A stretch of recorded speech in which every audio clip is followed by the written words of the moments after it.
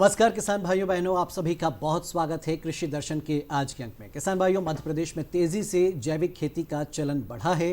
किसान भाई इसके फायदे को समझ रहे हैं और अब रासायनिक खेती की बजाय जैविक खेती की तरफ आगे बढ़ रहे हैं। तो जैविक खेती से जुड़े क्या है फायदे, इससे किस तरह पर्यावरण सुरक्षित होता है, मानव जीवन सुरक्षित होता है और कम लागत में अच्छी गुणवत्ता वाला उत्पादन मिलता है, आज इसी विषय पर हम चर्चा करेंगे।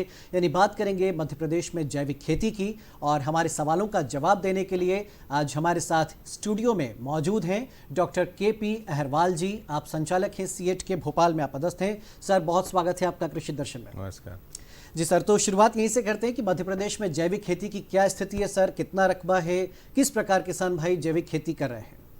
नमस्कार किसान भाइयों, मध्य प्रदेश में जैविक खेती का लगभग 17 लाख हेक्टेयर में जो है ना जैविक खेती हो रही है। और हमारे मध्य प्रदेश शासन के द्वारा भी इसको प्रोत्साहन किया जा रहा है। भारत सरकार तो इसको प्रोत्साहित कर ही रही है।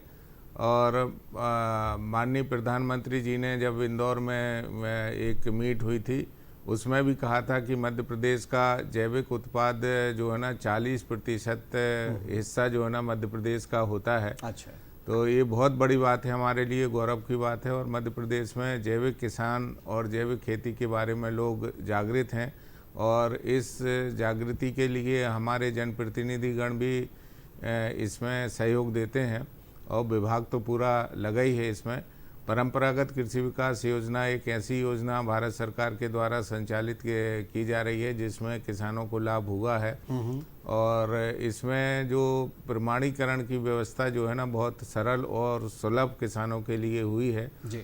तो इसमें किसान जो है ना निरंतर आगे बढ़ते जा रहे हैं। जी, तो चलिए सर, शुरुआत यहीं से करते कि प्रमाणीकरण की क्या व्यवस्थाएं हैं, यानी जैविक खेती के लिए प्रमाणीकरण, इसके लिए शासन कौन सी सुविधाएं मुहैया कराता है? देखिए, मध्य प्रदेश में जैविक प्रमाणीकरण के लिए हमारे पास में मध्य प्रदेश शासन की एक संस्था है जिसको राज्य जैविक प्रमाणीकरण संस्था के नाम से जाना जाता है। गौतम नगर में इसका ऑफिस है। अच्छा। और पूरे मध्य प्रदेश में जो है यह काम करती है। इसका जो है ना मतलब रजिस्ट्रेशन एपीडा जो हमारी भारत सरकार की संस्थान में है, जो कि पूरे देश के लिए तो ठीक है, मतलब विदेशों में भी सामग्री जो उत्पाद होते हैं उसको बेचने के लिए जो नाम्स निर्धारित हैं उसके मानक के अनुसार जो है किसान का खेत का पंजीयन होता है और उसका रजिस्ट्रेशन यहाँ पर होने के बाद में विधिवत जो नाम्स हैं उसके अनुसार किसान के खेत में जा कर के इनके इंस्पेक्टर जा कर के उसका सर्टिफिकेशन का पूरा काम करते हैं। अच्छा। इसके साथ ही साथ परंपरागत कृषि विकास योजना में सहभागिता गारंटी स्कीम जो आपके हैदराबाद जो हमारा राष्ट्रीय जैविक खेती केंद्र है उसके माध्यम से परंपरागत कृषि विकास योजना में ये प्रावधान है कि सहभागिता गारंटी स्कीम के तहत जो है किसान आपस में सहभागिता के आधार पर पंजीयन करा कर जिले में हमारे परियोजना संचालक आत्मा जो है ये इसके लिए अधिकृत हैं जहाँ पर पंजीयन का काम होता है। और वहाँ से अपना सर्टिफिकेशन का काम विभाग के माध्यम से भी किया जा रहा है और वो हर जिले के लिए नोडल सर, क्या सर्टिफिकेट लेने के बाद जैविक खेती शुरू करना चाहिए या पहले आप अनुभव ले लें जैविक खेती का, उसके बाद सर्टिफिकेट लेना चाहिए? देखिए, खुद के खाने के लिए तो जो किसान हैं वो करते आ रहे हैं, शुरू से करते हैं और करना भी चाहिए, क्योंकि जैविक अनाज जो हमारे स्वास्थ्य के लिए लाभदायक है, हम बीमारियों से बच सकते हैं। और जो आज कोरोना काल में सब लोग देखते हैं कि इंसान की इम्यूनिटी होना चाहिए, बच्चों में, बुजुर्गों में, वयस्कों में, सब में इम्यूनिटी। तो इम्यूनिटी बढ़ाने के लिए सबसे बड़ा कारण जो हमारा है जैविक उत्पाद है। जैविक उत्पाद तो होता ही, इसमें पर्यावरण के बारे में जो इनडायरेक्ट सपोर्ट हमारे पूरे इसको वातावरण को मिलता है वो ज़्यादा महत्वपूर्ण है। तो इसमें काम हो रहा है और बहुत महत्व की चीज़ है। जी, तो जैविक खेती के और क्या क्या फ़ायदे ये हम समझेंगे, लेकिन उसके पहले सर एक सवाल ये कि अगर कोई किसान भाई जैविक खेती शुरू करना चाहते हैं, कहाँ से उनको किस तरीके से जैविक खेती की शुरुआत करनी चाहिए? देखिए, जैविक खेती हमारी पुरातन खेती है। ऋषि खेती जब ऋषि मुनि हुआ करते थे तो इसका नाम जैसे जैसे समय बदलता गया तो नाम बदलते गए और अपने अपने जो इस विधा से जुड़े हुए लोग हैं वो नामकरण जो है ना अच्छा। होता रहा है। पहले ऋषि खेती के माध्यम से ये जैविक खेती की शुरुआत जब हमारे ऋषि मुनि हुआ करते थे तो वहाँ कहाँ केमिकल था, कोई फैक्ट्री नहीं थी, कुछ नहीं थी, तो अपने अनुसार जो है ना नेचर के हिसाब से करते थे। आज जो है ना नेचुरल खेती के नाम से भी योजना आ गई है, प्राकृतिक खेती के नाम से, और अब संचालित मध्य प्रदेश में भी है, पूरे देश में भी चालू हो रही है और लोग कर भी रहे हैं। तो प्राकृतिक का मतलब ये होता है कि जो प्रकृति ने दिया है उसके अनुरूप, और जो भी प्रकृति दे रही है उसी के अनुसार चल के हमको खेती भी करना है। तो वो प्राकृतिक खेती होती है। जैविक खेती में ये है कि जो हमारे पास संसाधन उपलब्ध हैं जैविक के, जैसे गाय के बिना जैविक खेती संभव नहीं है, गोबर, गौमूत्र और जो हमारी वनस्पतियां हैं इनके माध्यम से हम जैविक खेती, इनका उपयोग करके जैविक खेती करते हैं। और जो भी उत्पाद हम पैदा करते हैं, जो भी फसल पैदा करते हैं, उनके अवशेषों का प्रबंधन हम जो है ना करके और जैविक खेती को बढ़ावा दे सकते हैं। जैविक खेती अच्छे माध्यम से कर सकते हैं। प्रत्येक खेत में जैविक उत्पाद के साथ साथ जैविक कहना चाहिए उर्वरक, जैविक खाद जो है ना अपने आप भी तैयार होता है, और कुछ विधियां भी हैं जैविक खाद तैयार करने की। उन विधियों के माध्यम से किसान अगर अपने खेत में जैविक खाद उत्पादन पैदा करता है तो इससे बड़ा फायदा, कम लागत में हम उत्पादन अच्छा ले सकते हैं। तो कई किसान भाई डरते हैं, थोड़ा हिचकिचाते हैं कि भाई जैविक खेती शुरू करें ना करें, उनको लगता है कि उत्पादन इसमें कम होगा, वक्त ज़्यादा लगता है। उनको आप क्या सलाह या सुझाव देना चाहेंगे, या फिर अगर जो मैंने सवाल पूछा था कि किसान भाइयों को क्या सावधानी रखना चाहिए जैविक खेती शुरू करते समय? देखिए, इसमें सबसे बड़ी सावधानी की ज़रूरत ये होती है कि उन छोटे किसानों के लिए ये बहुत ही महत्वपूर्ण है। छोटे किसान बड़े आसानी से कर सकते हैं, क्योंकि गांव में हमने जो देखा है कि गांव में पशुधन निश्चित रूप से आज भी उतना कम नहीं हुआ। केवल मैकेनाइजेशन के कारण, मशीनीकरण होने के कारण आदमी ये सोचता है कि हम जल्दी से जल्दी सब चीज़ें कर लें और जल्दी हम अपना अनाज बेच करके और मंडी में ले जा करके पैसे कमा लें। ये थोड़ी सी मानसिकता हमारे किसान भाइयों की में परिवर्तन आया है। परंतु मैं ये नहीं कहता कि मैकेनाइजेशन को आप बंद करो, मैकेनाइजेशन आप शुरू रखो, परंतु उसके साथ में आपके पास में जो खेत में संसाधन है, जो प्राकृतिक रूप से दिया, उसका भी आपको उसी हिसाब से उपयोग करना चाहिए। तो जैविक खेती में आपको अच्छे से अच्छा लाभ हो सकता है। बड़े किसान जो हैं मैकेनाइजेशन का उपयोग करते हुए बहुत अच्छे जैविक उत्पाद पैदा कर रहे हैं। विभिन्न प्रकार की फसलें, मैं बता रहा हूँ कि कई किसान जो बड़े किसान हैं वो अलग अलग अपने खेत में अलग अलग तरीके से वो करके और जैविक खेती करते हैं। उनको बहुत अधिक मुनाफा होता है और वो विदेशों में भी बेच रहे हैं अपना उत्पाद, देश में तो बिक ही रहा है और बाकायदा पंजीयन कराते हैं। ऐसे मध्य प्रदेश में भी किसान हैं, मध्य प्रदेश के बाहर भी किसान हैं। तो जैविक खेती करना कठिन नहीं है, बहुत आसान है। ये तो हमारी जो परंपराएं पुराने टाइम से चली आ रही हैं उसको आधार मान के अगर हम खेती करेंगे तो निश्चित रूप से जैविक खेती हर किसान कर सकता है। सरकार की ओर से सर कौन कौन सी योजनाएं संचालित की जा रही हैं जिससे किसान भाइयों को प्रोत्साहन मिले, कुछ आर्थिक संबल मिले, ताकि वो जैविक खेती की ओर अग्रसर हों? देखिए, सरकार की ओर से शुरू से हमने देखा कि जब शुरू में जैविक खेती प्रोत्साहन योजना चलती थी मध्य प्रदेश शासन की, और चलाई भी है। इसके साथ ही साथ नाडेप, वर्मी कंपोस्ट ये बनाने के लिए सरकार शुरू से प्रोत्साहन देती आ रही है किसानों को। बायोगैस एक बहुत बड़ा माध्यम था कि बायोगैस से गैस भी मिलती है और उसकी सैलरी से जैविक खाद भी बनता है। वर्मी कंपोस्ट सभी लोग जानते हैं, वर्मी कंपोस्ट आज 5 से 10 रुपया किलो जो है ना खाद बिक रहा है। और नाडेप जो खेत का जो कचरा होता है उसको नाडेप में भर करके और हम 3 महीने के अंदर बढ़िया जैविक खाद पैदा कर लेते हैं। पहले घूरा नाडेप भी हुआ करते थे, आज भी होते हैं। गोबर का प्रबंधन करके हम जैविक खाद पैदा कर सकते हैं। तो इस तरीके से बहुत सारी विधियां जो होती थी वो उन विधियों का उपयोग करके किसान करता था और आज भी कर रहा है। तो पशुधन की कमी जरूर हम लोग देख रहे हैं, परंतु आज जो है ना हमारे जितने भी डेयरी जो है, डेयरी दूध की कमी हम लोग देखते हैं और दूध के उत्पाद भी आजकल बढ़ते जा रहे हैं और सबको उसकी आवश्यकता होती है। तो डेयरी वाले जो लोग हैं वो भी ऐसा नहीं है कि गोबर का उपयोग नहीं कर रहे, वो भी वर्मी कंपोस्ट के माध्यम से, गौशाला है हमारे मध्य प्रदेश में, गौशाला के लोग भी आज गोबर का वर्मी कंपोस्ट बना करके और उसका खेती में उपयोग करते हैं।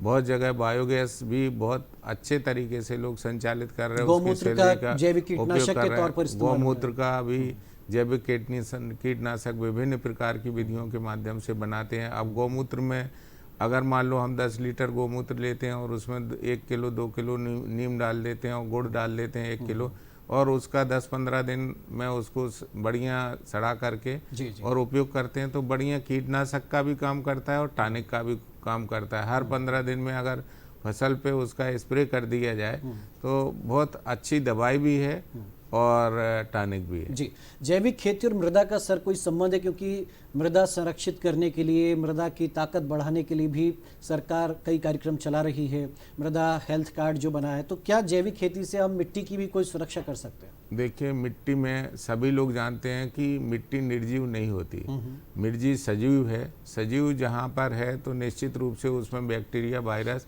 सभी चीज़ें होती हैं, और हम जो है प्रकृति में देखते हैं जीवों के माध्यम से हमारा पूरा संसार चल रहा है।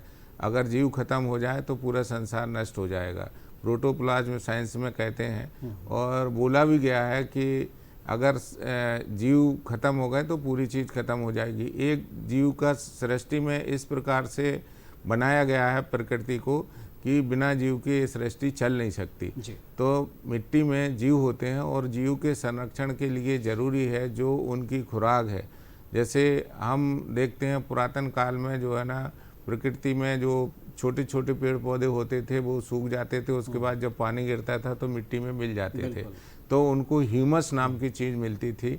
और आज भी हम ह्यूमस के लिए सनई ढांचा का उपयोग करते हैं किसान, कि उसको मिट्टी में पलट दो। बहुत सारी फसलें हैं जो मिट्टी में पलट दी जाती हैं, तो ह्यूमस के कारण हमारे जो जीवाणु हैं, बैक्टीरिया हैं, वो मिट्टी में पनपते हैं, और उसके कारण जो है ना, जैसे नाइट्रोजन के लिए, फास्फोरस के लिए, विभिन्न प्रकार के बैक्टीरिया के माध्यम से तो ही जमीन के अंदर पोषक तत्व पेड़ के लिए, पौधे के लिए बनते हैं, और वो हमारे पौधे में आते हैं। उससे बढ़िया बीज और ये सब अच्छे फूल फल जो है ना, सब उसी के माध्यम से आते हैं। तो चलिए किसान भाइयों, चर्चा जारी रहेगी मध्य प्रदेश में जैविक खेती पर। एक छोटे से ब्रेक के लिए रुक रहे हैं, आप कहीं मत जाइए, जल्द हाजिर होंगे।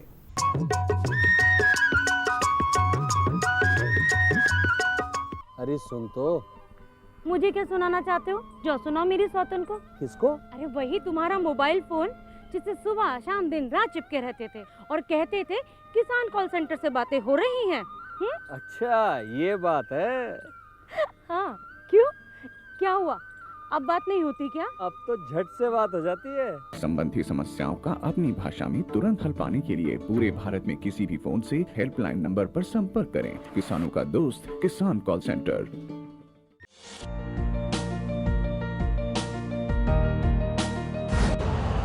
यूरिया का स्वदेशी उत्पादन 70 लाख टन बढ़ाने के लिए 6 उर्वरक संयंत्रों का उद्धार किया जा रहा है। FCIL के गोरखपुर, सिंदरी, तलचर और रामागुंडम संयंत्र, HFCL की बरौनी इकाई और BVFCL की नामरू फोर्थ। सोने पर सुहागा ये है कि देश में अब बनेगा सिर्फ नीम लेपित यूरिया, क्योंकि इससे होगा किसानों का फायदा ही फायदा। अनाज का उत्पादन 10% तक बढ़ेगा, बढ़ेगी 10 से 15% नाइट्रोजन क्षमता।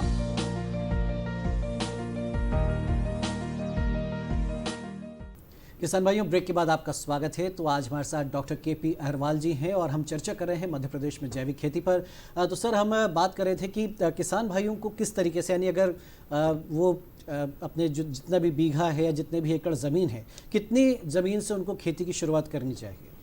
छोटे से एरिया में 1 बीघा 1 एकड़ में शुरू करके वो खुद देख लें कि इसमें कितना फ़ायदा है। सबसे बड़ी बात तो ये होती है, इसमें जो जैविक खेती करता है उसका उत्पाद रहता है, सबसे बड़ा परिवर्तन उसके स्वाद में होता है। जी। चाहे आप टमाटर लगाओ, आलू लगाओ, मेथी लगाओ, पालक लगाओ, गेहूं लगाओ, दाल लगाओ, तो स्वाद में परिवर्तन होता है। आपको जैविक अनाज जब आप खाएंगे, या जैविक सब्जी खाएंगे तो आपको स्वाद में बिल्कुल निश्चित रूप से अंतर मिलता है। तो आपको खुद ही महसूस होगा कि ये अच्छी चीज़ है। एक तो ये सबसे बड़ा फायदा होता है। दूसरा, आपके शरीर में जो पोषक तत्व हैं वो किसी भी प्रकार से आपको हानिकारक नहीं है। पूरा शरीर आपका स्वस्थ रहेगा। स्वास्थ्य के बारे में स्वास्थ्यवर्धक अनाज जो जिसको बोला जा सकता है या फल फ्रूट जो बोले जा सकते हैं वो है।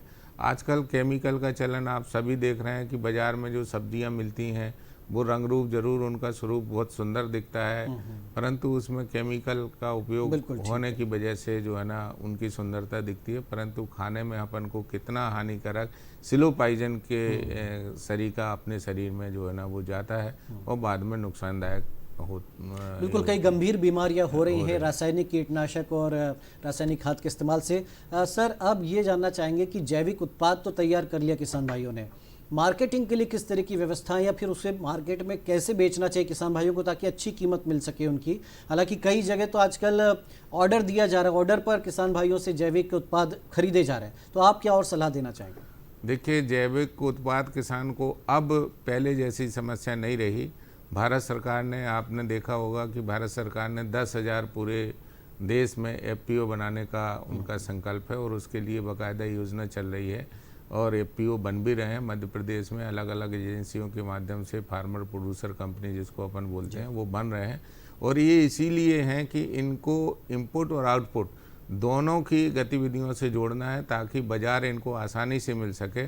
आज के युग में तो ऐसा हो गया है कि आप देखते हैं मोबाइल, नेट, इंटरनेट और इस तरीके का ट्रैकिंग सिस्टम बना हुआ कि किसान जो जैविक खेती कर रहा है उसको पता है पहले से कि हमारा उत्पादन इतना आएगा और उसको उत्पादन बेचने के लिए ऑटोमेटिक जो बायर्स हैं वो उनसे लिंक हो जाते हैं और वो सीधी खरीदी उनसे कर लेते हैं।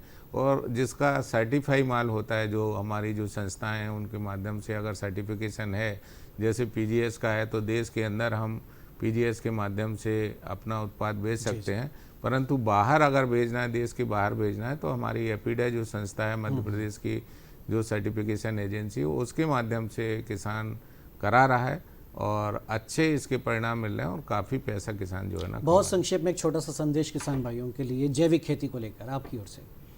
किसान को मैं तो ये मानता हूँ कि सच्चा किसान, अच्छा किसान, जैविक किसान, ये मेरा संदेश है। और किसान जितना अच्छा इसकी ओर आएंगे तो खुद भी स्वस्थ रहेंगे और पूरे अपने गांव को, देश को, प्रदेश को स्वस्थ रखने के काम में एक महत्वपूर्ण भूमिका निभाएंगे। किसानों से यही रिक्वेस्ट है कि जैविक खेती के बारे में आ गया है, इनको जो सहायता चाहिए बाकायदा पूरा शासन, प्रशासन, विभाग इसके लिए हमेशा तत्पर है। जी चलिए, तो डॉक्टर साहब बहुत शुक्रिया आपका हमारे साथ इस चर्चा में जुड़ने के लिए। तो किसान भाइयों, देखा आपने कि जैविक खेती का कितना महत्व है और ज़रूर जिन किसान भाइयों ने अब तक जैविक खेती की तरफ कदम नहीं बढ़ाए हैं वो ज़रूर बढ़ाएं ताकि इससे हमारा देश, समाज, पर्यावरण सुरक्षित होगा, मानव जीवन सुरक्षित होगा। और चलिए किसान भाइयों, अब आप देखिए खबरें खेती की। नमस्कार किसान भाई बहनों, खबरें खेती में आपका स्वागत है। आइए नजर डालते हैं आज की कुछ प्रमुख खबरों पर। नल जल योजना से घर घर पहुंचेगा जल, कृषि में विविधीकरण अपनाएं, किसान भाई फसल चक्र में परिवर्तन कर अधिक लाभ लें, रीपर कम बॉन्डर, पशुओं का नियमित स्वास्थ्य परीक्षण। और अब खबरें विस्तार से।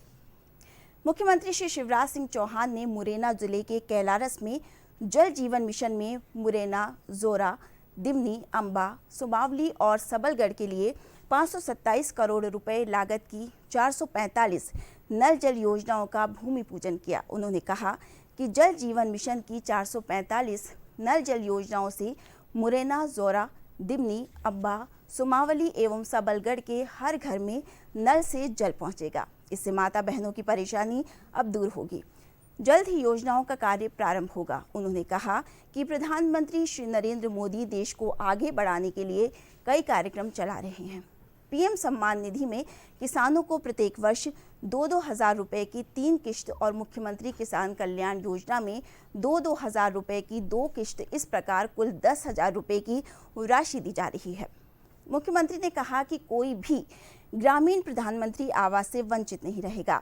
सभी को आवास उपलब्ध कराए जाएंगे। मुख्यमंत्री श्री चौहान ने कहा कि प्रदेश में सर्व सुविधा युक्त एवं गुणवत्तापूर्ण बेहतर शिक्षा देने सीएम राइज स्कूल खोलने जा रहा है, जहां निजी विद्यालयों से बेहतर शिक्षा सुविधा प्रदान की जाएगी। मुख्यमंत्री श्री चौहान ने सभी पात्र व्यक्तियों से आयुष्मान भारत योजना के पंजीयन कराने के लिए कहा। उन्होंने अधिकारियों को 3 महीने में योजना में शेष बचे व्यक्तियों का पंजीयन कराने के निर्देश भी दिए। किसान कल्याण तथा कृषि विकास मंत्री श्री कमल पटेल ने कहा है कि किसान खेती में अधिक लाभ प्राप्त करने के लिए विविधीकरण को अपनाएं, जिससे कृषि में जोखिम को कम किया जा सकता है और विविधीकरण से अधिक लाभ प्राप्त किया जा सकता है। श्री पटेल ने ये बात कृषक मधु धाकड़ से लिए इंटरव्यू के बाद ये बात कही। कृषि मंत्री ने श्री पटेल से कहा कि मुझे ये जानकारी मिली थी कि हरदा जिले के एक किसान ने पारंपरिक खेती से हटकर उद्यानिकी फसलों को अपनाया और अच्छी आमदनी प्राप्त की है। ऐसे सफल कृषक से मिलने और उसके कारण जानने के लिए मैंने उसका साक्षात्कार लिया और उसकी सफलता के राज जाने। मंत्री श्री पटेल ने कहा कि पारंपरिक खेती में संलग्न लोगों के लिए जानना जरूरी है कि किस प्रकार से कृषि पद्धति में परिवर्तन खेती को भी लाभ का धंधा बनाया जा सकता है। ये जानने के लिए सिरकंबा के उन्नत कृषक श्री धाकड़ से उनके गांव जाकर मिले। वहां उन्होंने ये जाना कि कृषक धाकड़ ने कृषि पद्धति में परिवर्तन कर खेती से अधिक लाभ कैसे अर्जित किया। मंत्री श्री पटेल ने बताया कि श्री धाकड़ ने गेहूं, चना, सरसों जैसे पारंपरिक फसलों के स्थान पर मिर्च, टमाटर, अदरक, शिमला मिर्च इत्यादि उद्यानिकी फसलों की खेती करने का साहसिक फैसला लिया। उन्होंने बताया कि इससे निश्चित ही लागत में वृद्धि हुई है, लेकिन लाभ में भी कई गुना वृद्धि हुई है। श्री धाकड़ के इस फैसले से क्षेत्र में 350 से 400 लोगों को नियमित रूप से रोजगार भी मिलने लगा।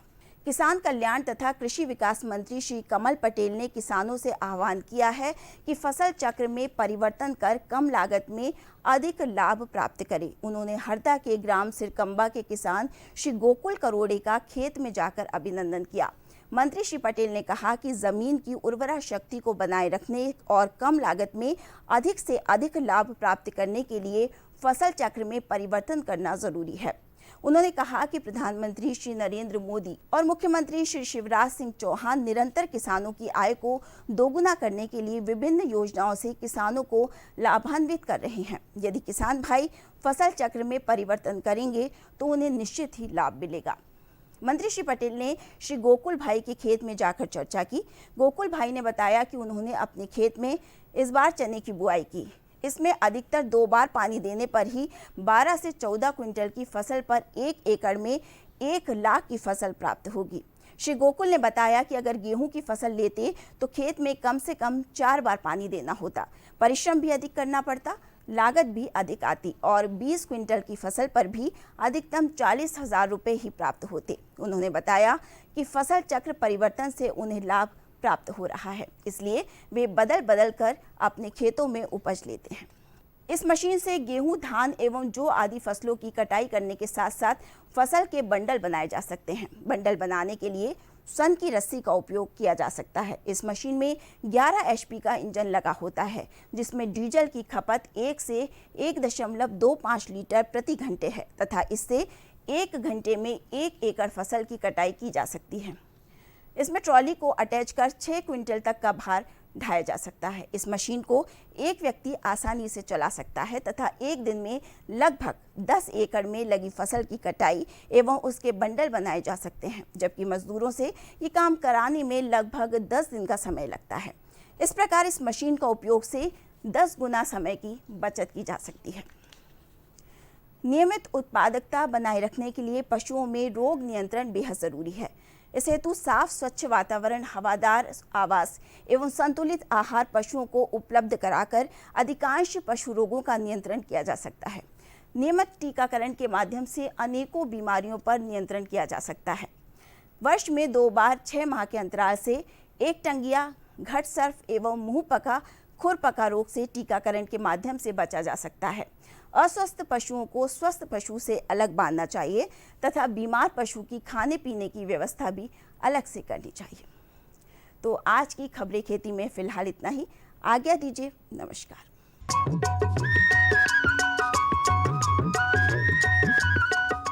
तो किसान भाइयों, आज के कृषि दर्शन कार्यक्रम में इतना ही। मुझे दीजिए अनुमति, अगले अंक में फिर हाजिर होंगे खेती किसानी से जुड़ी नई जानकारियों के साथ। तब तक के लिए नमस्कार।